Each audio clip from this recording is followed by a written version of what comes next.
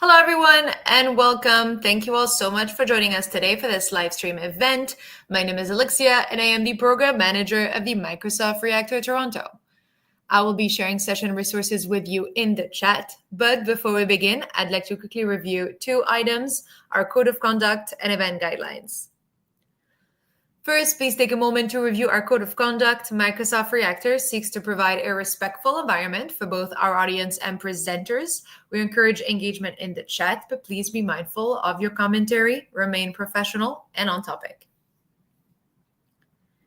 And secondly, our event guidelines. The session is being recorded and will be available on demand through the Microsoft Reactor YouTube channel in about 24 to 48 hours.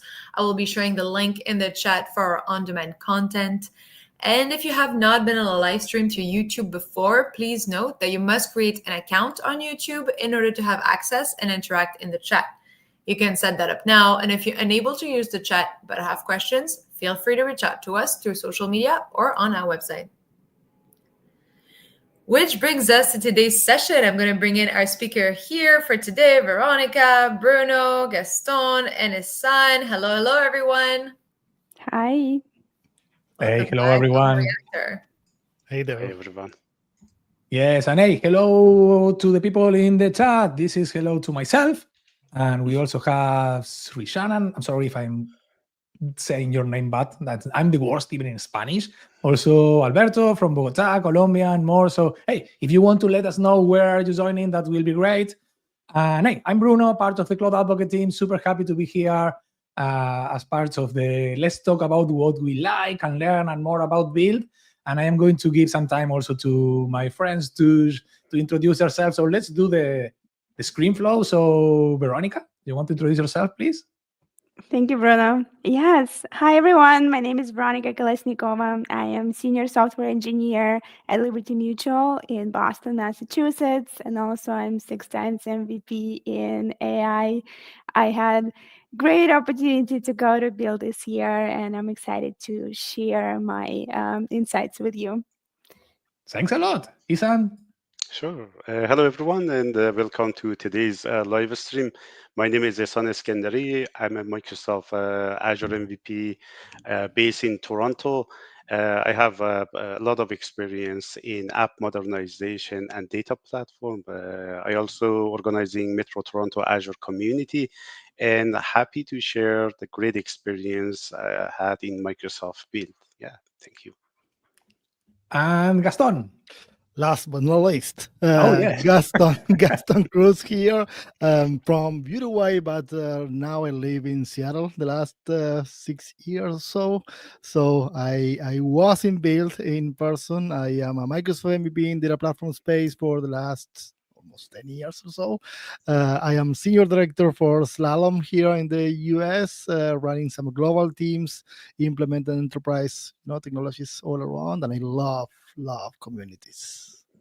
Hey, that's super cool. And by the way, follow Gaston. Each one of them here are amazing, but Gaston has a super cool show with another friend, Alex. They do the power mates because, yes, we came from the south and we drink mate. I don't have my mate here. Isan manager, it's super cool. And I am lucky to be not as much as I want because I am not there all the time, but the Metro Toronto community, I think, is still the biggest one, Isan, here in Toronto. The biggest tech community, it's a beautiful one. And I know, Veronica, I need to go to Boston. I need to go because I know that you're doing amazing things there. So this is also the time to follow each one of us and connect because everybody's here talking about how nice is to do community activities and more. And this was something that was very cool about Build, that even if we are going to talk a little about technology and what we like and the topics and products and agents and more, being there was kind of cool. Listen, I know that you want to talk a little about this, yes? Sure, yeah. It was my first Microsoft Build experience in person. This year, I had the incredible honor to representing Microsoft through Microsoft MVP program at the serverless booth and focusing mostly on Azure function and container apps. And let me tell you, being there with all of the excitement, it was an amazing experience. And there are two specific area that I would like to share with everybody that you don't get that experience remotely. One is obviously the hub area, and the second one is the lab.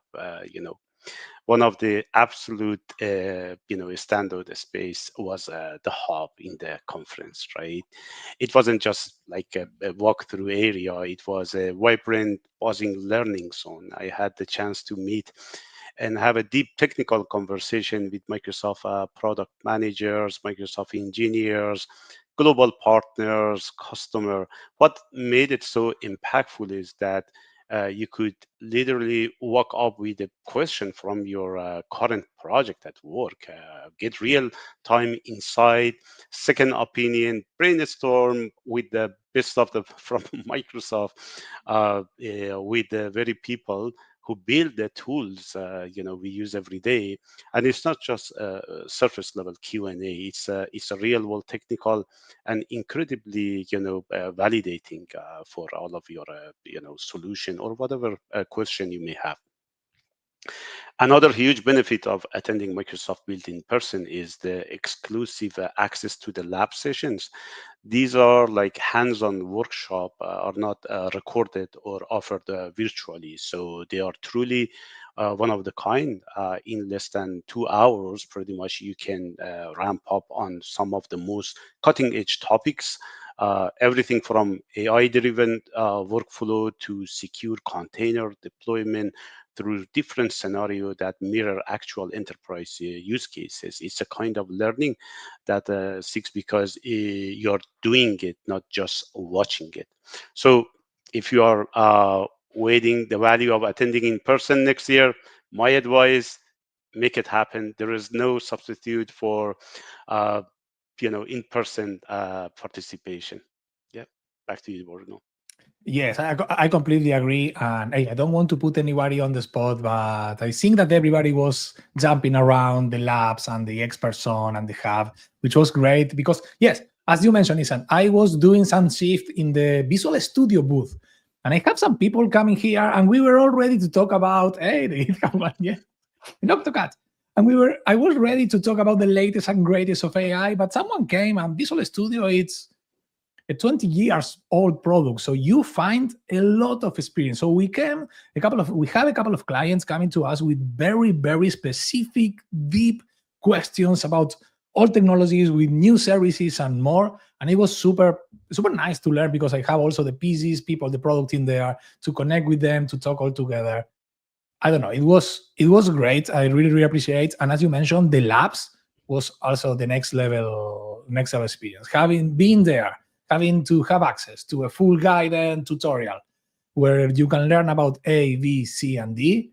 It's great. I think it's great. And I was sharing I was sharing the experience that I don't know if the numbers are public yet, but it was highly everybody would giving 5 stars to the lab because hey, it was the first chance or maybe a chance to try something new, learn something new by doing, which is And kind of great. it's a pretty, hands-on lab, step by step, and the GitHub repository shared with you so that you can, review later as well with the rest of your team, right? So Yes, and by the way, everybody who is online, check in build.microsoft.com or even in the Microsoft developer channel. All of the public sessions are already there. So if you have 30 minutes, 15 minutes, 40 minutes, go there and watch a session you are going to learn. I have a couple of preferred ones that I like. And also the labs are not public because the lab requires an infrastructure, but some labs, they are public the instructions. So we have some GitHub repositories. We created one for agents in C# and Python. So that one is one that if you want to do it by yourself, you can go to the repo, take a look at the repo, and follow the steps. And I don't have the list of labs and list of public labs, but I will be happy to share it in somewhere because I know that there were a lot of labs that the instructions to follow the labs are public now. So, hey, if someone is interested, let's figure out where they are. I'm happy to share. Yeah, and I was waving my AutoCAD, which is where I got a build. Yeah, that was a good experience. They had huge presence for GitHub. There were lots of interactive opportunities, lots of games. You could win cool swag. And then I was really excited about the free exams and certifications. So You did one, yes, Veronica? You I did did one. one. Yeah, yeah, yeah. I wasn't planning on doing it. I wasn't prepared, but I was pushed by my friends from the community and inspired. And I actually went and I got certified in GitHub Copilot. It was a good experience. Yeah, but it was a great opportunity. You could learn something from session, and then maybe you already work with those technologies. Like I work a lot with GitHub Copilot, basically on daily basis. It helps me a lot with writing code, with my development aspirations. So I just went and took exam, got certified, got some cool swag. It was great experience. Super nice, super nice. So, Gaston, sorry, it seems that Yeah, you wanted to say a something. couple of things from my end. It's and I am with Ethan in terms of the experience out of builds. Something that I really love is, first of all, the interaction with the product team. I love that. I love the open mind in terms of how Microsoft product teams come together and share almost everything. Roadmap, vision, unlocking. Kind of tricky scenarios with clients and helping out with some of the insights in terms of the old school tools versus the new school tools. And that means I was in the ASI for a while, and I'm with you, Bruno, that you perhaps you're expecting a lot of questions around AI agents and back and forth. And some of the questions, they were kind of hey, I got my SQL on premises still. What is going to look like for me to go to the cloud? And you were not maybe not expecting that, because you were expecting almost answering questions around all kind of the latest technologies. But sometimes is to understand where they at and trying to you know give them the scenarios and giving the context to understand, hey, this is what's look like for you, the current state of the art, and what is the art of possible if you join the journey to go to the cloud and start thinking about the AI and how you can enhance your own framework and so on. So that's pretty meaningful on my end. The other thing that I would love to share is we had kind of a tables in the in-person event where we help uh, people from the community in terms of certification, for example. That's the community song. I can't remember the That name, but was yes. the community zone. I can't remember the name. Yes, yes, but they Yeah, were great. I saw a lot of people there. Full honesty here, when we were planning build and they shared with me that idea, I was thinking that's not going to help at all. People are going to go there to eat and more. But it was packed. It was great, and people who were having fun, talking and more there. Oh yes, I forget about that. and I was expecting kind of the same. We can eat, all together, and we ate back there in one of my tables. But in the meanwhile, we were discussing about the new fabric certification, and we gave them tips and tricks, where to go, where to land materials from the MVPs, where you can search them, how you can tackle down in CI/CD for fabric, what is going to be, the AI agents in terms of fabric, helping them with the certification. We sent them to the third floor because there was a whole booth where you can try your test. You have a certified Microsoft Learn had a whole booth where you can go and certify yourself, even try it. Even my advice was, hey, it's free.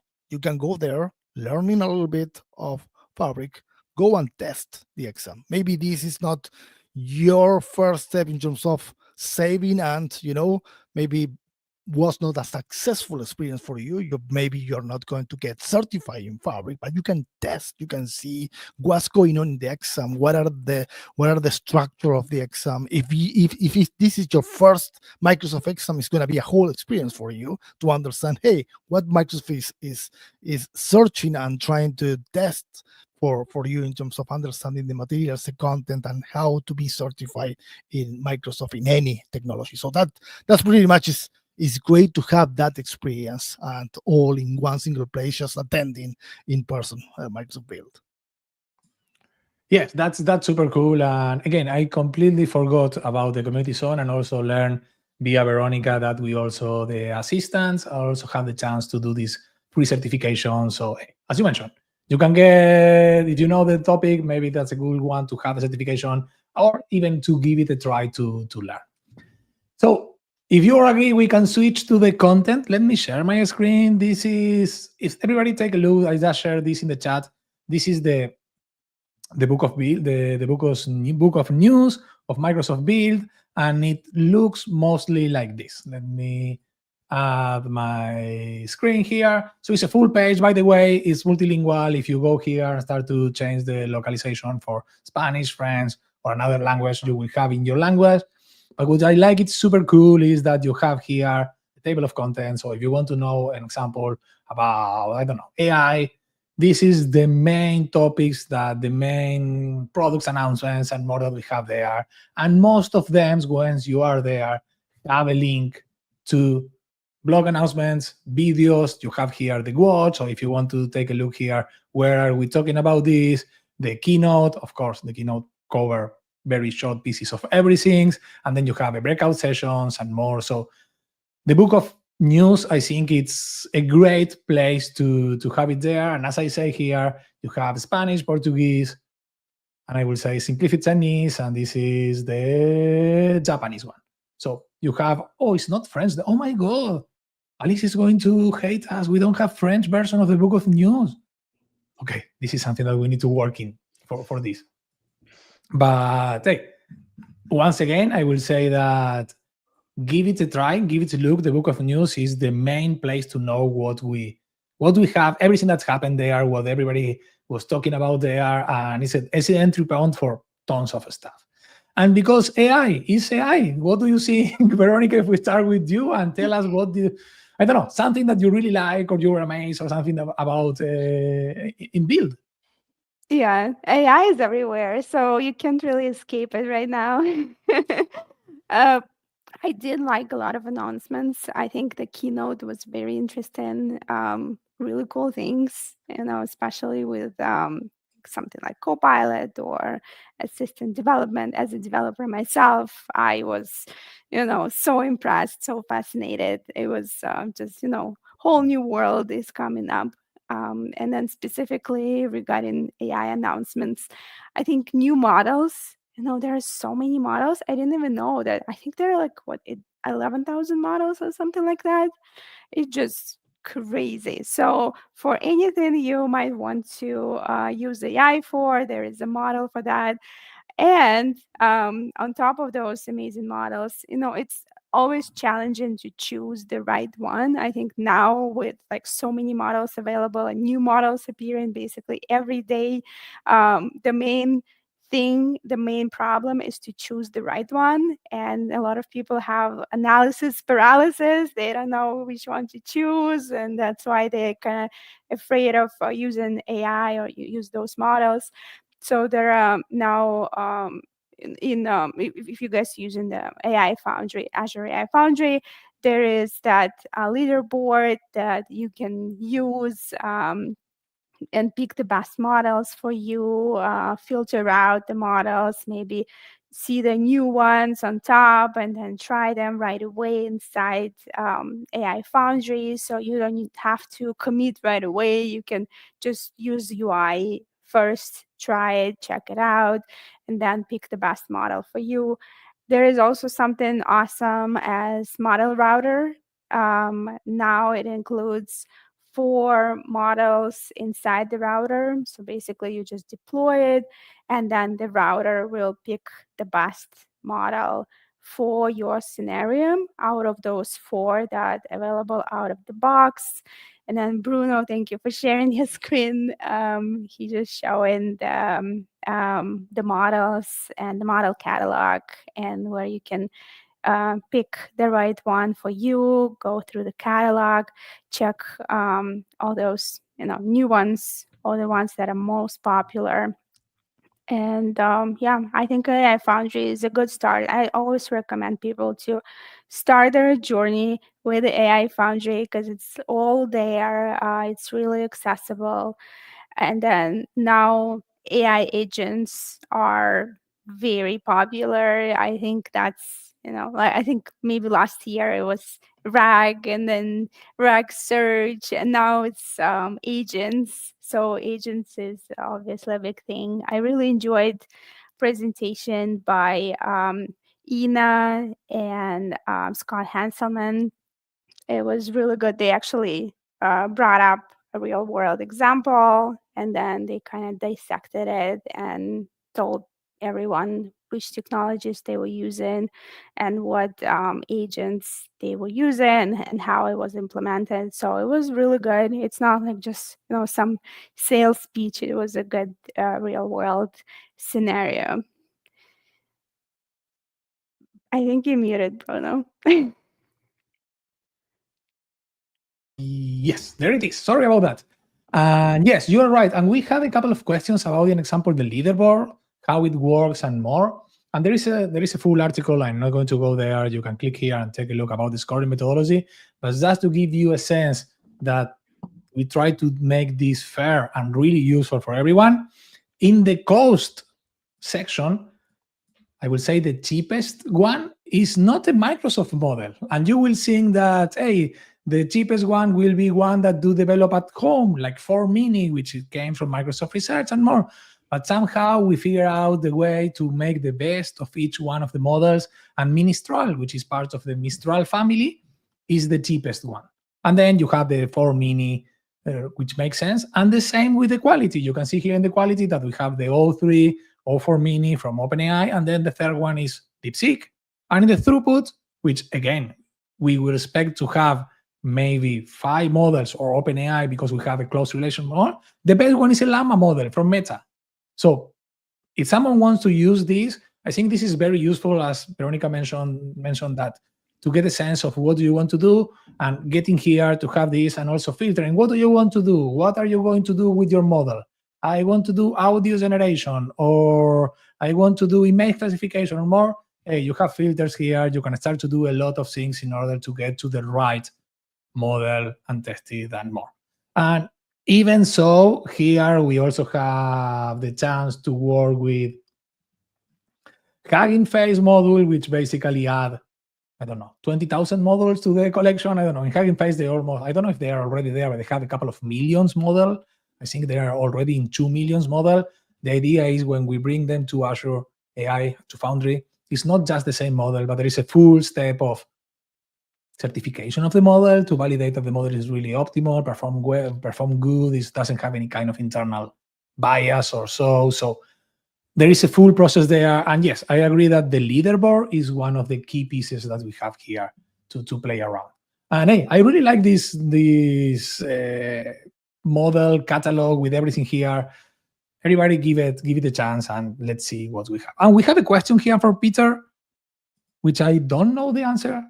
Anybody knows if the model router cross-vendor or just OpenAI? Yeah, so for now, they have only 4 models inside that model router, and they're all Azure OpenAI.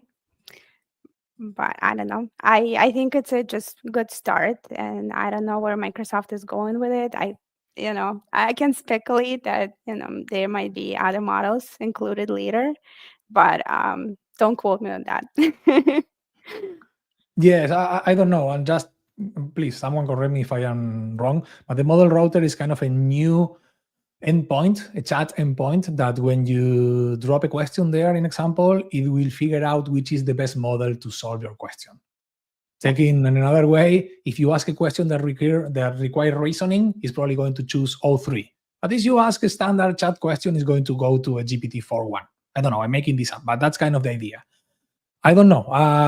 Yes, I saw only I saw only OpenAI models there, but maybe we have more in the future. I really don't know. That's a good question to have. I don't know, Gaston, Isan, anything that you like on the AI part? I know that you want to talk about your stuff. You are data persons or more, but It was Uh, all about agents and more. So I don't know anything that you like from from this topic. one thing, Bruno, that I would love to share is exactly something kind of you mentioned before, and you're showing the screen here that agents, allow right now to add your data. And add your data means that your data could be in Fabric, Snowflake, or any other platform. I really love what's coming on AI Foundry in terms of not only giving you the chance to get any model, as Veronica and you mentioned before, in terms of leveraging all the open AI models, but also adding more knowledge base and knowledge source. So it's all coming to one single place. I love that. I love that for AI Foundry, that you can start linking and say, hey, it's not only about used to be more AI search and blob storage, because Microsoft needs to start to for some places, but now you can keep adding more kind of a Fabric, a Bing search, SharePoint, and it's it's more and more and more, and this is populating almost every single day. So it's great to see that coming, because in my case for Fabric, I can start the whole data agent experience directly from Fabric, training my model right away from there. Let's say creating a lake house or data warehouse, and start training my model to have that experience to interact with my data, kind of chat with my own data. But then I can expose that as an endpoint from Yes. Fabric. And then from here, from AI Foundry, I can fine tune in the model and say, hey, I don't want to operate under open, AI, ChatGPT or model 4.0. I would love to change that. I would love to fine tune in my model, and you start the process from Fabric, and you end up the process here in AI Foundry, and you can expose your customization from here. You can consume that customization from Copilot Studio, and then end up having that chat experience directly from Microsoft Teams, or embedding your chat experience or agents in any web application. So I love where this is going at this point. Yes, and I remember when we were talking about this, I said that, hey, with Azure AI Search and Fabric and Bing Search, we cover everything. We are amazing and more. And someone told me, do you know how many people, how many enterprise clients use SharePoint? Do you know how the amount of knowledge, information, and more it's already here? So this is a huge one. This is the whatever, because enable, and I know SharePoint has a lot of not fans or whatever, but still a lot of things happening in the Microsoft world are using SharePoint in the back, and the amount of information that is there is huge. So have SharePoint also here. It's open in the enterprise side. I don't know. It's open to have agents that can do really, really, really a lot of things. And yes, as you mentioned, the cool thing is that later you can create an agent. By the way, this is the agent part. I'm not going to go deep here, but you can even connect your agent with other agents, as you can see here, or you can even enable your agent to use voice. So boom, you have a voice enabled agent here that you can use. Plenty of things that we can do with this. And, It's so and I amazing really, with really, this agent, Bruno, and basically, like now you can use even agent in production. Like a good example is the SRE agent, right? So site reliability engineering agent is basically AI power tool designed to enhance reliability performance of your Azure hosted application at this point, right? By providing AI-driven monitoring, troubleshooting, remediation, even, right? And when you go through the key feature of, this agent, proactive monitoring, automated mitigation, incident response, root cause analysis, resource visualization, etc., which is so inspiring, and I think it helps a lot of tier one support to be more productive. Nobody wants to wake up in the middle of the night, right? But I mean, like it's very promising what we see so far. There is yes. And also we the have a question catalog. here. Yes, Sorry. sorry, please, Veronica. Yeah, since you opened the page, I want to mention before we all forgot the catalog for agents. So now you don't have to start from scratch. You can just use one from the catalog. And there are cool examples like the red teaming one. That was really useful. Yep, yep. Yes, and hey, I don't know here how much info is public or not, but I am going to slowly scroll here just in case. But yes, you also have the catalog here, and all of these, in example, have open source. I'm saying they are here where you have the GitHub, this explanation. There are a couple of that even that describe the code that you need to perform and create your own agent and more. So there are tons of scenarios and demo that you can do just on here. And I am going to go back to Sayed question, say that emails and team chat can be used as knowledge source. I haven't seen it here, but I know if you go to Copilot Studio and you create your agents from there, yes, they can feed an agent from a user, chat, emails, and more. So I probably need to know more how to connect the two worlds, which at the end, I think they are all ends in Foundry. But yes, agent was one of the hot topics there, and as Isan mentioned, everything is here to be easily connected and easily used there. I'm jumping here, and I am the data guy, so I'm not the AI guy. But Let's go for data. I can be dangerous on that game. One of the things that one of the teams here in Slalom they're doing is kind of getting the exposure from the Graph API, and from the Graph API, you can connect with anything around, all the Office streams as well, Teams, emails, and all the stuff. So as Bruno mentioned before, Copilot Studio have all the native ways to connect to Graph APIs. So you can connect there and grab all the content from emails, Teams chat, and all the stuff.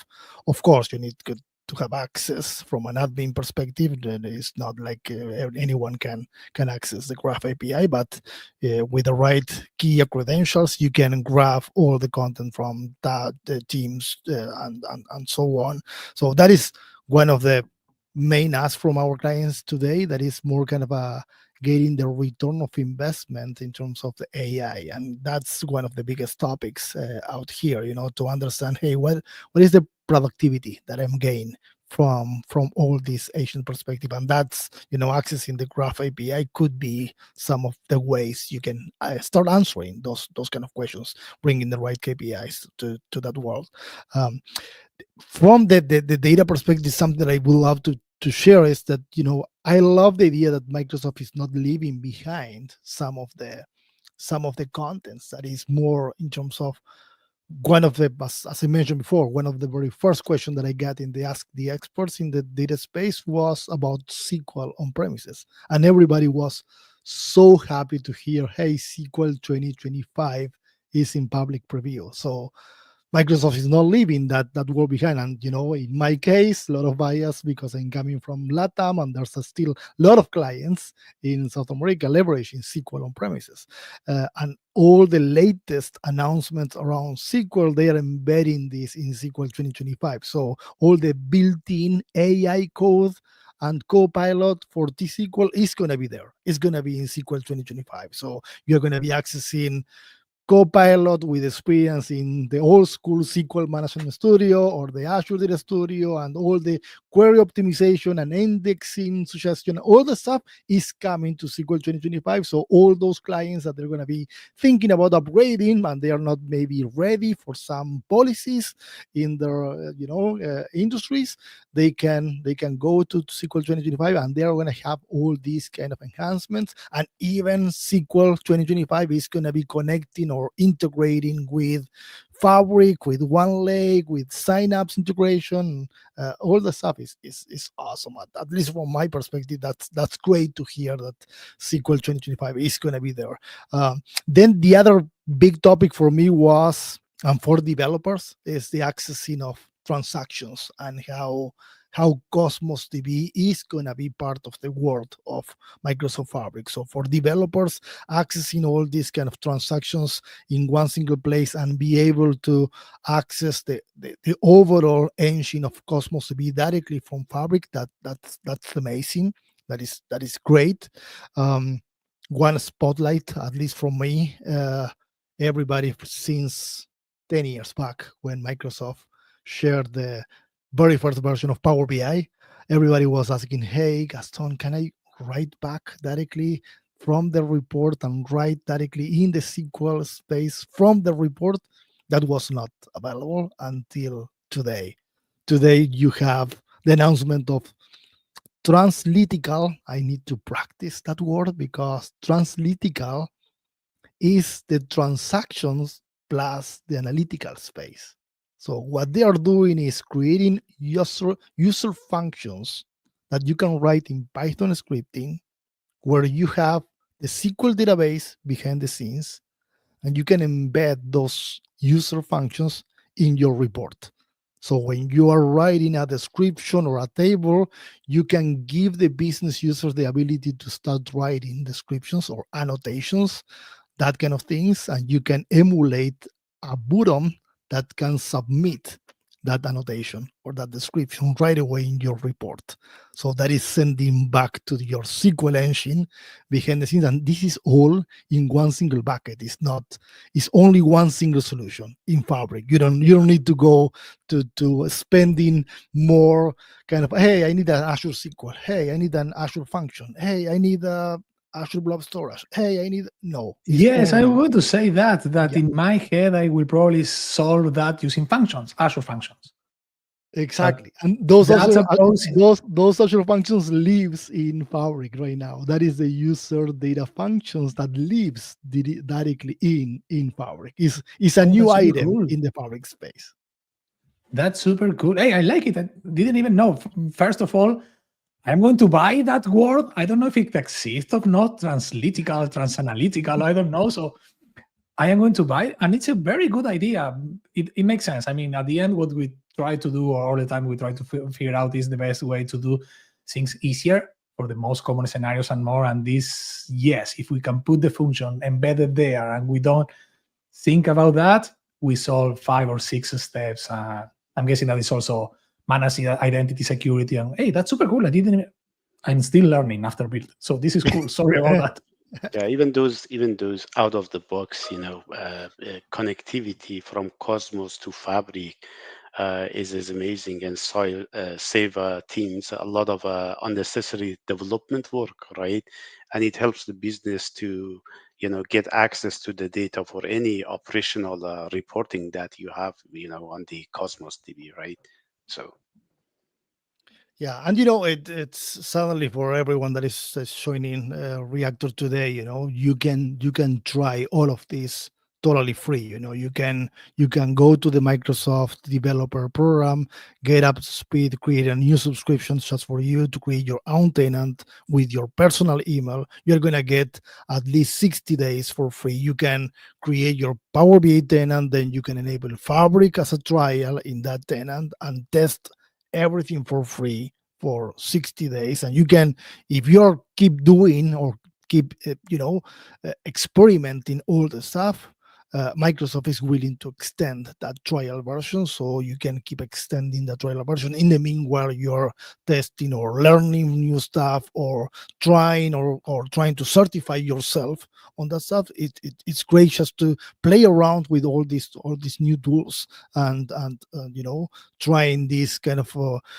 embedding technologies coming to one single place. And why I see this as a really great stuff is that all the data platform world is coming to one single place, meaning that in Fabric you're going to see SQL databases, data warehouse, lakehouse.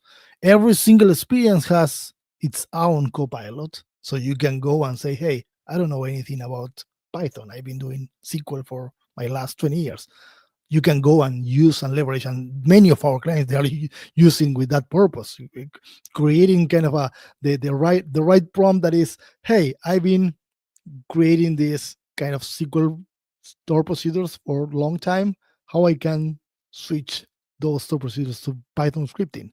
And Copilot is really good on that track. It's really good to train your own people in terms of making the switch between T-SQL and Python scripting, starting from scratch. Even if you have some data scientist is sharing with you some Python scripting, you can ask Copilot, hey, can you explain me this Python code, start from scratch. So it is great to have that kind of conversation with your own Copilot in the lakehouse experience or the data warehouse experience, and start leveraging or upgrade your skills on that stuff. And same happens with Power BI. Power BI is going to be mind-blowing for business users in terms of interacting with your data, because what is coming for Power BI is just a chat experience. So many of the business users, they are not going to need to go and open reports. They can just go and chat in Power BI, even if the report doesn't have the line chart or the bar chart. If you work on your semantic model, you can just go there and play around with that. And why I mentioned that is a unified platform is because, for example, mirroring is happening almost everywhere within the Microsoft stack and outside the Microsoft stack. So you can mirror your own transactional databases that maybe you have in SQL or in Postgre or Cosmos DB or Snowflake or Databricks. You can replicate with, without having the ingestion framework in top of all of that. So a lot of bias, of course, from my data platform side of things. But continue, Bruno. I don't want to kind of steal the show here. No, hey, no. Each one. By the way, we are not covering just talking about this. Each one of us has kind of a main specialty, and we know a little of here and there. But I'm guessing that today, even we are not going to talk about topics like security and others. Not because we don't want to. It's because we don't. First of all, probably don't have the time to cover everything. Otherwise, we need to do a 5 series show. If people are interested, let us know. We will find someone who can go deep in security and other stuff. But at the same time, hey, this is a great article. I just shared the link, and similar to the other, in the bottom we have tons of stuff related to data warehouse, databases, data fact, more links, more videos, and more. And hey, I was interested, and I'm going to ask probably you and Isan about the digital twin builder. I know that in the IoT days, we talk a lot about digital twin. It was great and more. It was fun. And at the same time, kind of nice to see, okay, the digital twin idea, because it's so close to, in the data part, to Fabric, makes sense there. So maybe it's the new house of digital twin. As I said, I need to know more about this. I need to go here and start to take a look at the links. Somewhere here is the digital twin part. I can't remember where. But hey, it's kind of cool to have it there. Yeah, there are a lot of these features, exciting one. We had it, most of them initially somehow in a infrastructure as a Yes. service. Then we moved to the platform as a service, and now we are moving this, and see this as a software as a service under, Fabric umbrella, which is exciting, right? And I'm trying to open here the official blog where they're explaining about the digital twin builder in Fabric and more. And hey, it's a super cool one. Need to spend some time here to see how we can do everything here, but there it is. I literally missed this one. And it's kind of interesting one because you have tons of data source, but at the same time, the whole idea of digital twin is you have a model who have data relations and more and behaves like the real one. Or hey, it's a super cool, interesting topic that someone is interested. As I said, if someone wants to know more, as I said, tons of resources here and there. Before moving to Isan, we have a question here where we can get training materials on Foundry, Fabric. I will say learn.microsoft.com is the entry point for everything. I don't know. Gaston, Isan, any other place that you think people I can? can chime in here. Yes, please. Majority of this question is coming because I'm working as a specific role, for example, Azure developer or Fabric developer. I would say the best place based on your role is Microsoft certification. You want to go to the Microsoft certification because this Microsoft certification used to be product based. Now, recently, in last few years, 5, 6 years, or maybe even more, Microsoft moved towards role-based certification, right? For example, I am an Azure developer, I am a Power BI, I am a Fabric developer. Based on your role, then you see multiple certification relevant, right? And there is a learning path. And Microsoft Learn did a great job putting together a lot of great material around that particular role, because before putting together this role, Microsoft invite so many great SME in that particular area in the room. I had the opportunity to be one of those. we all brainstorm, for example, what is a daily uh, experience for a Azure developer? What kind of work Azure developer is doing, right? So all of the things that you want to do as an Azure developer captured, right? And based on those, Microsoft Learn compile a list of learning material. So I would say that's the best place to go. Microsoft Learn documentation. Also, GitHub repos. Obviously, you start with Learn, and then there are so many links. So once you start there, it's like never-ending learning experience. But lots of GitHub repos with code samples and stuff that you can use as maybe starting point or to learn something. Experiment with it too. Yeah, the other good content that I would love to share is with a lot of MVPs. We've been running kind of series on how to prepare those kind of exams, the DP 600, the new DP 700.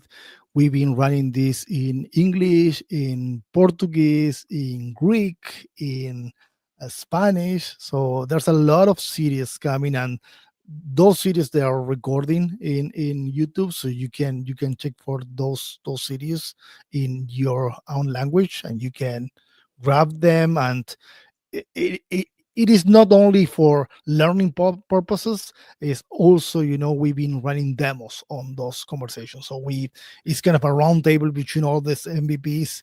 The content, Microsoft is giving us the content, but we share the content, but at the same time we share a little bit more the real experience on how it look like today to build an end-to-end solution with Microsoft Fabric. And some, because the MVPs are coming from different countries, different spaces, different contexts, we share totally different experience on how we've been implementing Fabric all over the place. So it is great to check any of those series. Those series, some of them they are in the past, some of them they are coming. I think this week and next week, I have another series on Power BI for Fabric developers. So You mute yourself, Gaston? I think something is going on the network here, but it's all over the place, and you can pick from your language. So you can Is pick it from English, Spanish, Portuguese, and those series. Some of them they are pre-recording, some of them they are coming in the next couple of weeks. is it different from Microsoft Learn Rooms, Gaston, or this is totally new uh, material? I'll say yes, because you mentioned before that we do the certification part. So, an example, Veronica and myself, we were supporting a super cool one for the woman in AI. I can't remember the name. Remember, Veronica, a couple of weeks ago, which was basically helping people. Also, depending there, sometimes we also provide vouchers and more. Completely different topic from Bill, but it was focused on the AI 900. Which is the artificial intelligence fundamentals. I think is the fundamentals for AI. And it was nice. It was fun. It's recorded. I think they finished last week or something like this. So yes, as Gaston said, some of them are already finished. You can get the sense of the next ones, or you can get and catch up with the current ones. We are always having internal and external people helping to do this because we believe that people need to learn about this. Also, that said, there are topics, and we talk about MCP a lot at Build, because every product saying, "Oh, we have an MCP server. We have an MCP server."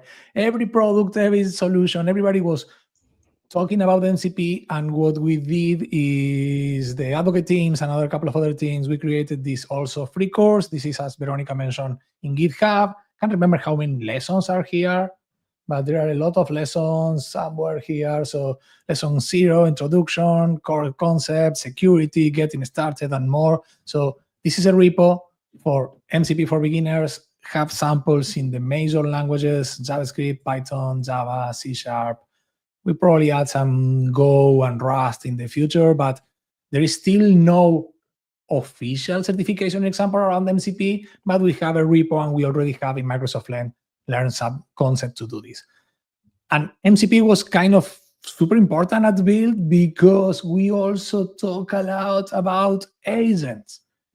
Everything was about agents, and we talk about the agentic era. And in example, Amanda Silver somewhere is here in one of the coolest sessions. They talk about the new GitHub Copilot coding agent, which is super cool in terms that it's not just an agent that run in your IDE, Visual Studio Code, Visual Studio, JetBrains IDEs, or whatever. It's an agent that run by itself on the cloud, and you can assign tasks or issues, and it's going to solve stuff. And it was, for me, because I am a developer, this is the cool ones. I mean, I've been using this a lot. Let me show you a real example.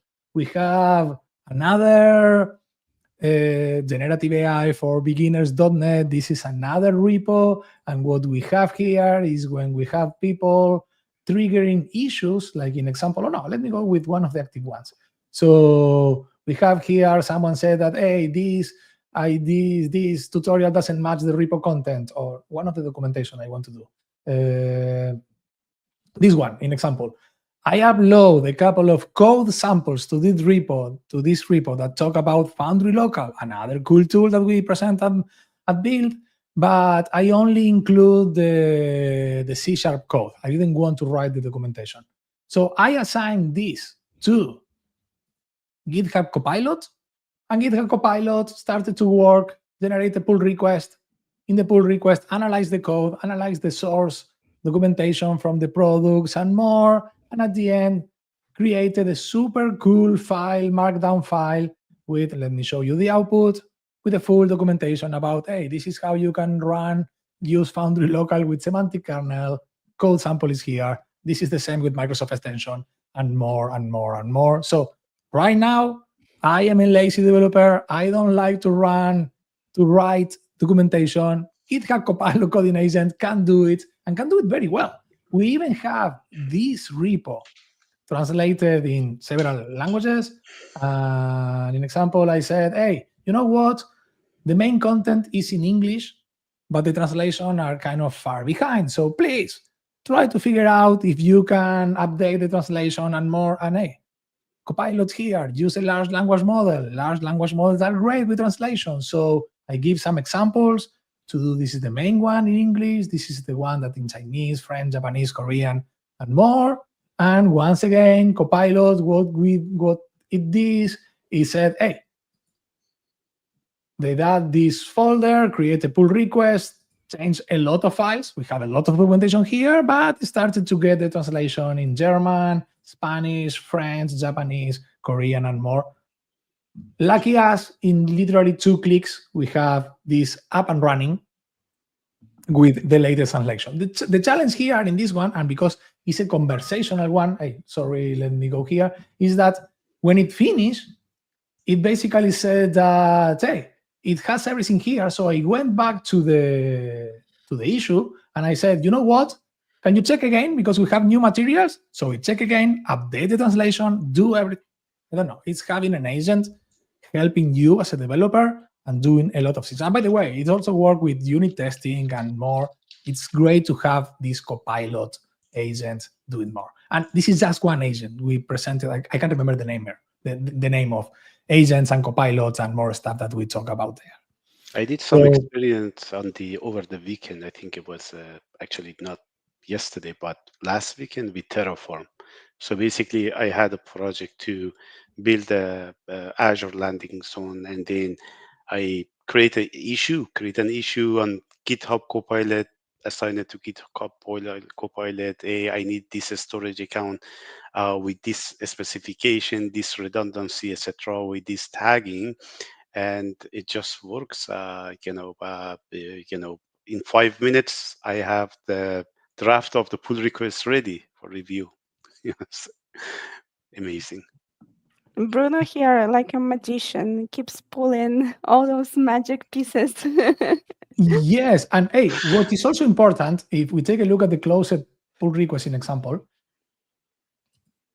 when we see the pull request, even if it's been done, even, where is my mouse? Here it is. Even if the main source and everyone was Copilot, there is also a person here because the human in the loop is super important. So Copilot is going to generate the code, is going to do everything, but the sign off, let's talk it like this, should be done by a person. So, hey, oh my God, I lost my mouse. So take a look at that. Literally, give it a try. Right now, it's in preview, and it's going to take 5 minutes or 20 minutes, depending on the task. Can do a lot of things, but you can have a conversation, take a look what it was generated, and decide later if you want to accept the changes, not accept the changes, or do more. Hey, we are almost at the end of the hour. So I don't know, any last minute comments, something that you want to share?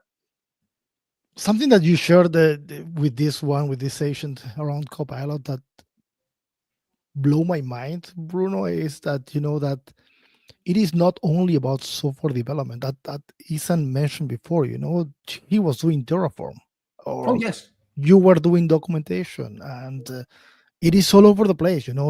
This can save a lot of hours for UX UI designer. Kind of a few weeks back, I was checking someone doing Figma UX UI design, and this copilotation was picking up the mockup and was creating, just out of the blue, was creating all the task features, epics, and giving that as a source to Azure DevOps. So was creating in top of the mockups, understanding the design, getting all into Azure DevOps, creating all the task features, epics for the developer program, and then was getting all from Azure DevOps and creating the code to accomplish all the features and tasks and everything, and then was creating the UA test and unit tests, all the cases.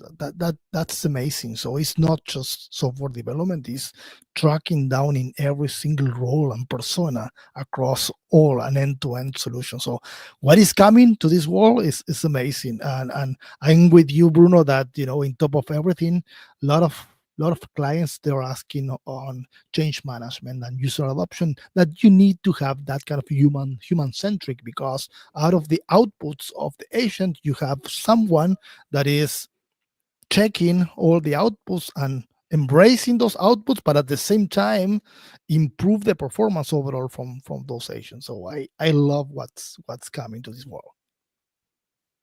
Yeah, I like that Bruno mentioned that, reviewer is still a human, because all the changes may be made by Copilot, but it's going to be your name on that PR.